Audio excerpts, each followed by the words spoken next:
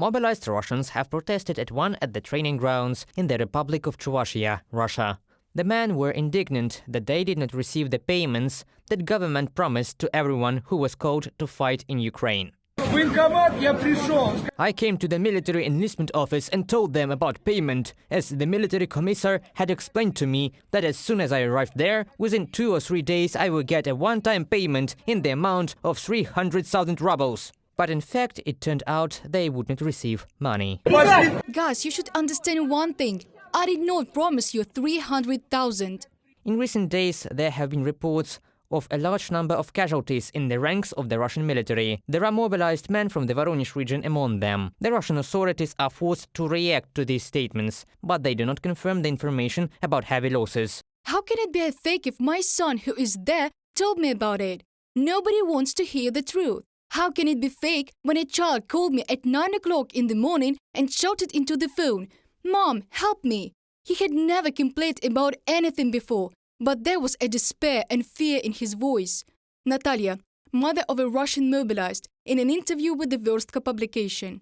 Roman Andryushenko, a 44-year-old resident of Sakhalin, immediately died of a stroke after arriving at the front line. Many residents of the village told Sibir Reali that those mobilized in Ozerskaya village on Sakhalin region in Russia did not pass even medical examination. In Rostov, they told us we were going to Donetsk. They told us to take the SIM cards out of the phones, and that's it, we were going. We drove for 8 hours, arrived in the morning. No one understood anything, we were standing in the same forest. We got out of the KAMAZ trucks, and they quickly drove away. All the officers and commanders were gone. We managed there on our own, did what we wanted, settled in tents. Right there, one guy immediately died. Either a blood clot came off, or he had a stroke. He died. From the voice message of the residents of Ozerskaya village in the Sakhalin region of Russia, provided by the Sibir Reali. Only women remained in the Karpukhin family from the Kaliningrad region. 3 men went to the war as contract soldiers. The son was mobilized. One son-in-law has already been killed. The second is wounded, and there is no connection with the mobilized son. On October the 6th, our men went to Belgorod.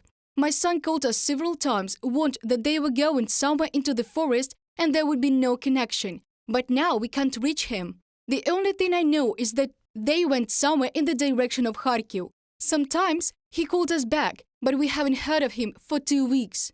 Tatiana Karpukhina, mother of a mobilized, in an interview with Sever Reali. The commanders bring servicemen to the territory of Ukraine, put them in positions, and they just leave them to the mercy of fate. This is how the actions of Russian commanders are increasingly told by their subordinates, Russian mobilized men.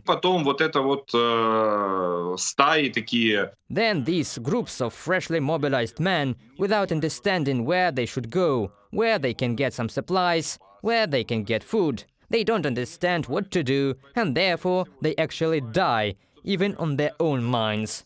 Or they just become an easy target for the armed forces of Ukraine. This situation is indeed very common. There are so many of them that commanders and officers simply do not count their amount. And so, one by one, the Putin regime turns mobilized Russians into a unit of statistics of war casualties. Reported by Pavlo Shtelmach, Natalia Husak, UATV News.